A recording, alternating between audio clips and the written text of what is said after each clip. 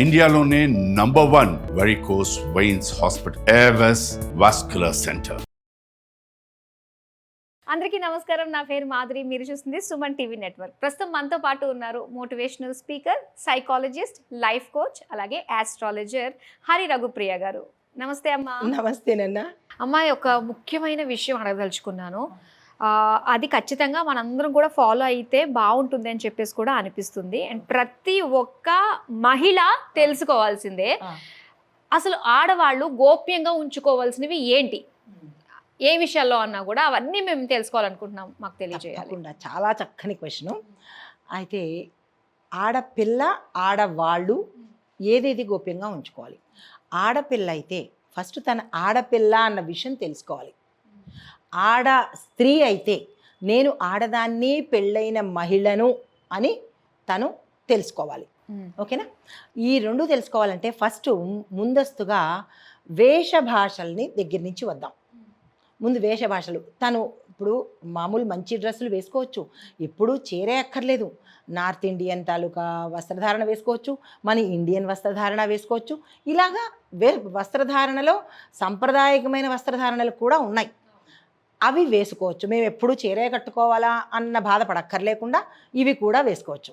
అయితే తర్వాత మన కట్టు బొట్టు, కళ్ళ నిండా కాటుక, బొట్టు చిన్నదో పెద్దదో ఏదో ముఖాన బొట్టు, ఒంటి నిండా బట్ట, చేతుల నిండా గాజులు, అంటే నిండా వేసుకోలేకపోయినా కనీసం ఒక గాజైనా, మెడలో పెళ్ళైన స్త్రీకి మెడలో పుస్తెళ్తాడు, నల్ల పూసలు, ఈ రెండు కంపల్సరీ. తర్వాత మిగతా ఆభరణాలు ఏమైనా వేసుకోండి. తర్వాత ఎక్కడ ఏది కనపడాలో అది మాత్రమే కనపడాలి. చేతులు, కాళ్ళు, ఈ మెడ భాగము, మెడ కింద కాదు, మళ్ళా మెడ భాగము, ముఖము, ఇవి మాత్రమే కనపడాలి. దాంతోపాటు ఇది వస్త్రధారణ, వేషధారణ. జడ వేసుకోవచ్చు, లేదా జడ వేసుకోలేనటువంటి కురులు కనుక ఉంటే రబ్బర్ బ్యాండో క్లిప్పో పెట్టుకుని కట్టుకోవచ్చు. ఇప్పుడు నేను ఒక విషయం చెప్పాలనుకున్నాను. ఇప్పుడు ఇలా విరబూసేసుకున్నాను, చాలా మంది కమెంట్ సెక్షన్ లో కూడా కమెంట్ పెట్టచ్చు, ఎలా పెట్టుకున్నా ఇలా వదిలేసుకున్నాను. కొన్ని ఏంటంటే స్క్రీన్ ప్రెజెంటేషన్ ఇంపార్టెంట్, సో అది కూడా మనం చూసుకోవాలి. కాబట్టి మీరు ఉన్న ప్రదేశాన్ని బట్టి అదే అన్నాను కదా, ఎక్కడ ఎంతవరకు ఎలా చెయ్యాలో అంతవరకు మాత్రమే తప్ప అదే మనకి ఇది కాదు. ఇప్పుడు మీరున్నారు, సెలబ్రిటీస్ ఉన్నారు, వాళ్ళు వాళ్ళ పాత్రకు తగ్గట్టుగా అక్కడ ప్రజెంట్ చేసి మిగతా సమయంలో స్త్రీగా ఉండొచ్చు కదా, అది అక్కడ కోల్పోతున్నాము. అయితే తర్వాత సంసారబంధంగా చెప్పినట్టయితే కనుక సంసారంలో ఉండే విషయాలు బయటికి వెళ్ళిపోతున్నాయి. ఏదైతే గోప్యంగా ఉంచాలి అంటే భర్త విషయాలు గోప్యంగా ఉంచాలి, భర్త భార్య విషయాలు, భార్య భర్త విషయాలు గోప్యంగా ఉంచాలి. మగవాళ్ళ సంగతి తర్వాత చూద్దాం. ముందు ఆడదాని సంగతి చూసినట్టయితే భర్త తాలూకా జీతం కానీ, భర్త అలవాట్లు కానీ, భర్త వీక్నెస్లు కానీ, భర్త బలాలు కానీ, ఇలాంటివి బయట స్త్రీలకు కానీ తన పుట్టింటి వాళ్ళకి కానీ చెప్పరాదు. ఈవెన్ పుట్టింటి వాళ్ళకి కూడా చెప్పొద్దు.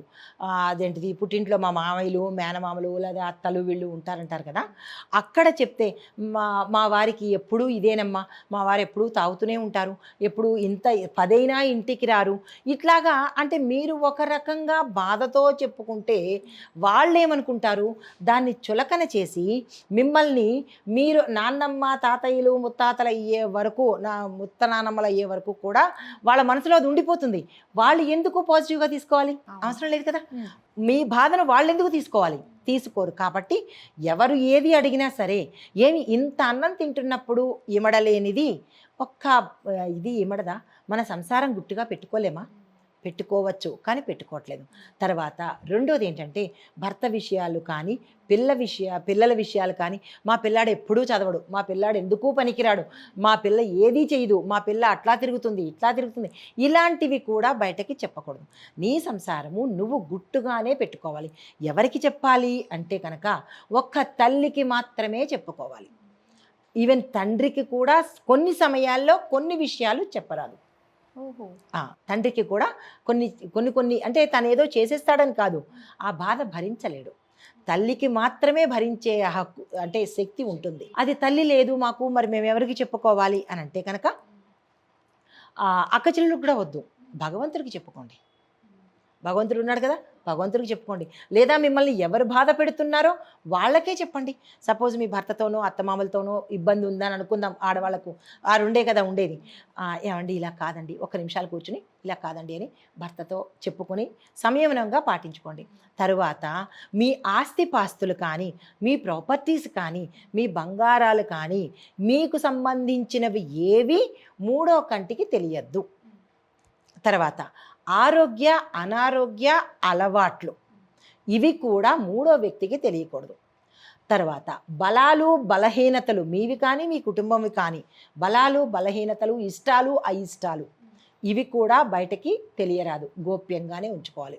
తర్వాత మెయిన్ ప్రత్యేకంగా మీ బెడ్రూమ్ కానీ మీ దేవుడి గది కానీ మూడో కంటికి తెలియరాదు. ఇంటికి వచ్చినప్పుడు ఎవరైనా ఇంటికి రాగానే మా బెడ్రూమ్ ఇది చూడండి, మా బెడ్రూమ్ ఇది చూడండి అని చూపిస్తుంటారు. ఎందుకు చూపించాలి? మీ బెడ్రూమ్ ఎలా ఉంటే వాళ్ళకి ఎందుకు అవసరం లేదు. దానివల్ల ఏమవుతుందంటే నరల దృష్టి ఉంటుందిగా. అబ్బా ఇంత బాగుందా అన్న మాట వచ్చిందంటే చాలు, ఇంకా అక్కడి నుంచి మీకు గొడవలు రావడం మొదలెడతాయి. హాలు చూపించండి మీకు అంతగా అయితే, లేదంటే పెరడు చూపించండి అంతగా అయితే, ఇంకేదైనా ఇంకోటి మా పిల్లల గది చూపించండి, మా పిల్లల గది ఇంత బాగుందని చూపించండి. పూజ గది బెడ్రూము ఎవ్వరికీ చూపించరాదు. ఇవి చాలా పూజ గదిలో చూపించారనుకోండి, మా అమ్మవారి ఇలాగుంది, మా పూజా గది ఇది అని చెప్పి ఫోటోలు తీసి వీడియోలు తీసి చూపిస్తుంటారు. అది చాలా దాష్టికము. అంటే మనము దేవాలయాల్లో కెమెరా తీసుకెళ్ళనిస్తారా? దేవుణ్ణి ఫోటో తీనిస్తారా? ఎందుకు తీనివ్వరు? అక్కడ దేవుడు ఉన్నాడు అని. మరి మీ పూజ గదిలో దేవుడు లేడా? ఆయన మీ ఫ్రెండా, మీ స్నేహితుడా, మీ చుట్టమా? మరి ఆ పూజ గదిలో దేవుడు ఉన్నాడు అని తెలిసి ఆయనకి ఫోటోలు తీస్తున్నప్పుడు మీ పవిత్రత పోయినట్టే కదా. మీ పూజా గదిలో ఉండవలసినవి ఆ పవిత్రత, దేవుడు ఆవాసము, ఆయన నివాసము పోయినట్టే. ఇక దేవుడు అక్కడ ఎందుకు ఉంటాడు? మీ బాధ ఎందుకు వింటాడు? మిమ్మల్ని ఎందుకు కరుణిస్తాడు? అది బయట వాళ్ళకి తెలియరాదు. ఫోటోలు తీయద్దు. గుళ్ళో ఎంతైతే ప్రాధాన్యత ఇస్తామో మన పూజ గది కూడా అంతే చిన్నగానే ఉండనివ్వండి. ఇంత చిన్న గదే, అలంకారం మీ శక్తి కొద్దే చేసుకుంటారు. అక్కడ ఏమని చేస్తున్నాం మనం? నా అమ్మవారు నాకు అక్కడ ఉంది, నా రామయ్య అక్కడ ఉన్నాడు అనే కదా పూజ చేస్తున్నాము. మరి నీ రామయ్యని తీసుకెళ్ళి బయట పెట్టేసి ఆయన కళ్ళల్లోకి ముఖాల్లో ముఖం పెట్టి ఫోటోలు తీసేసి ఆయన పక్కన నుంచి సెల్ఫీలు తీసేసుకుంటే అక్కడ రాముడు ఉన్నట్టా, మీ ఫ్రెండ్ ఉన్నట్టా? అక్కడ మీకు ఎందుకు పవిత్రత వస్తుంది?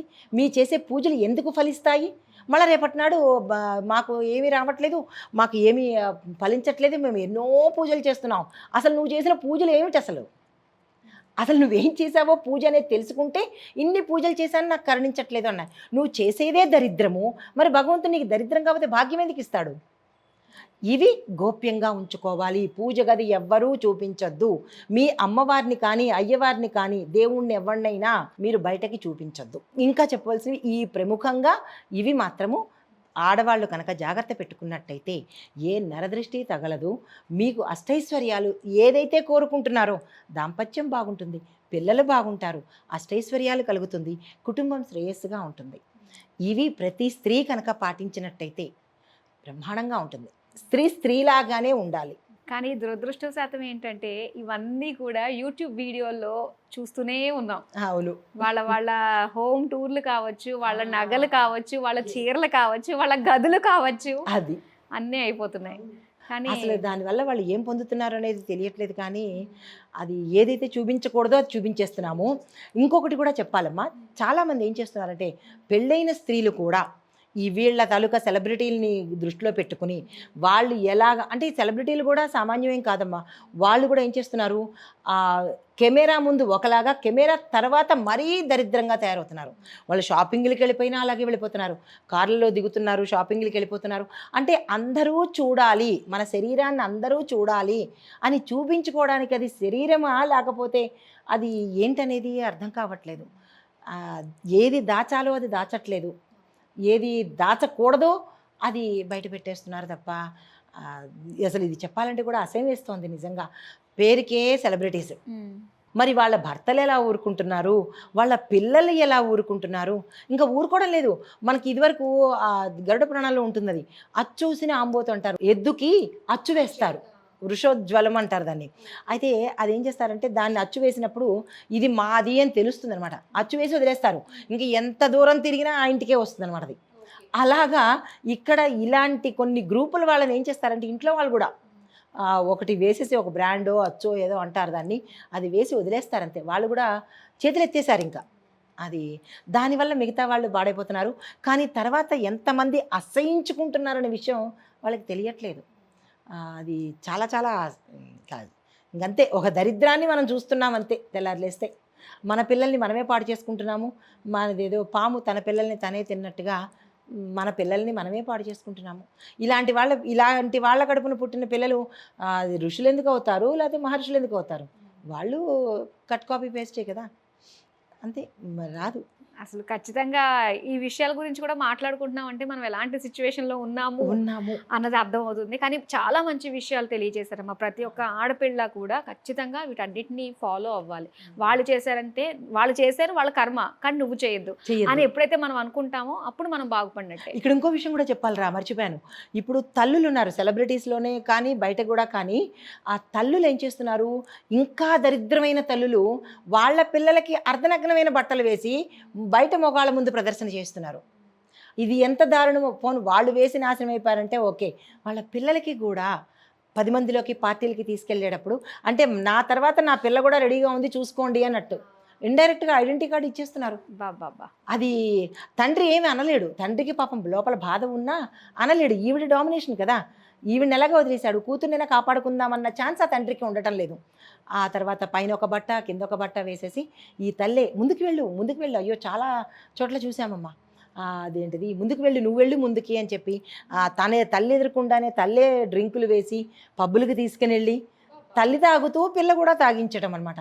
అది ఎంత బలవంతమైన విషయం అంటే, ఒకప్పుడు సినిమా హీరోయిన్స్కి తల్లులు తీసుకుని వెళ్ళేవాళ్ళు. హీరోయిన్స్ కోసము ఆ తల్లుల దగ్గర ఉండి అట్లాంటి చేశారు. ఇప్పుడు ప్రతి ఒక్కళ్ళు అంటే అది మామూలు తల్లులు కూడా ఇలాంటి పనులు చేస్తున్నారు అంటే ఇంకా తల్లి అనే పదం కూడా అనడానికి కూడా అసహ్యం వేస్తుంది. అసలు ఆడదన్న పదం అనడానికి అసహ్యం వేస్తుందమ్మా. చాలా దారుణంగా తయారవుతున్నారు ఇలాంటి ఆడవాళ్ళు. మరి ఎత్ర నార్యంతు పూజ్యంతే తత్ర రమంతే దేవత అని అన్నప్పుడు ఆ పదం అది పోయేసి ఎక్కడ ఆడది ఉంటే అక్కడ రమంతే దరిద్రత రాక్షస అనాల్సి వస్తుంది. అంత అసహ్యం వేసేస్తోంది ఈ ఆడవాళ్ళని చూస్తుంటే. వాళ్ళని చూసి మగవాళ్ళది తప్పు లేదు, వీళ్ళని చూసి మగవాళ్ళు తయారవుతున్నారు. అది ఇంకొక పని చేయొచ్చు. ఇలాంటి ఆడవాళ్ళు కనబడంగానే మగవాళ్ళు పక్కకు తప్పుకెళ్ళిపోవాలి. ఇంకా అదొక్కటి రెమెడీ తప్ప. అలాంటి ఆడదాన్ని చూడంగానే చీపో అని కనుక ముఖం మీద అనేస్తే ఇంకా అలాంటి పనులు చెయ్యరు. నలుగురిలోనూ అనాలి. నలుగురిలోనూ చిచి నువ్వా అని కనుక అనేసి ఆ మగవాడు టెంప్ట్ అవ్వకుండా దానికి వెళ్ళిపోవాలి. ఇప్పుడు నీకే అలాగ చూపించింది అంటే ఎంతమందికి చూపించి ఉండదు. మరి అలాంటి దాన్ని నువ్వు తీసుకుని ఏం చేస్తావు? అవునా కదా? అవును. తన వల్ల నీకేమిటి వస్తుంది? పరువు పోతుంది. అలాంటి ఆడవాళ్ళు నీకు ఫ్రెండు అని చెప్పుకుంటే నీకు పరువు తక్కువ. నీ కుటుంబంలో నిన్ను వెలివేస్తారు, నీ కుటుంబ సభ్యులు కూడా నిన్ను వెలివేస్తారు. ఎవరో ఇలాంటి వాళ్ళ కోసము ఈ మగజాతి వాళ్ళు అంటే పురుషులు ఎందుకు నీచానికి ఒడిగట్టాలి కదా? సో పురుషులే కట్ చేయాలి ఇలాంటి ఆడవాళ్ళని. నువ్వు దూరంగా ఉండు, నీ ఇది అది కాదు, సో నీతో మాట్లాడినా కానీ నాకు అప్రదిష్టే అన్నట్టుగా కనుక మగవాళ్ళే కట్ చేస్తే ఇంకా కొంత వీళ్ళు సిగ్గు తెచ్చుకుని మారతారేమో అని అనిపిస్తోంది అంతే. ఇంకా దానికి ఒక రెమెడీ లేదు. అది ఎవరి ఇండివిజువల్లీ వాళ్ళకి ఉండాలి. కానీ ఇది అంత అసహించుకున్నారంటే అంటే బురదలో పందిని ఎంత అసహించుకుంటామో, గోడ మీద బల్లిని ఎంత అసహించుకుంటామో అలా కనుక అసహించుకున్నట్టయితే ఇలాంటి ఆడవాళ్ళు మారతారు. అందరు ఆడవాళ్ళకి చెప్పట్లేదు, మీరు నన్ను ఏమనుకున్నా నాకు నష్టం లేదు. ఎందుకంటే మిమ్మల్ని చూసి మిగతా వాళ్ళు పాడైపోతున్నారు. కాబట్టి చెప్పే హక్కు నాకు ఉన్నది. నేను సమాజంలో మనిషినే కాబట్టి చెప్పే హక్కు నాకు ఉంది కాబట్టి చెప్తున్నాను. ఎవ్వరేమనుకున్నా ఐ లీస్ట్ బాధర్డ్. ఇది మారాలి అంటే మగవాడే అసహించుకోవాలిరా, అంతే. చాలా మంచి విషయాలు మాతో పంచుకున్నందుకు ధన్యవాదాలు. Thank you. నమస్తే అమ్మా.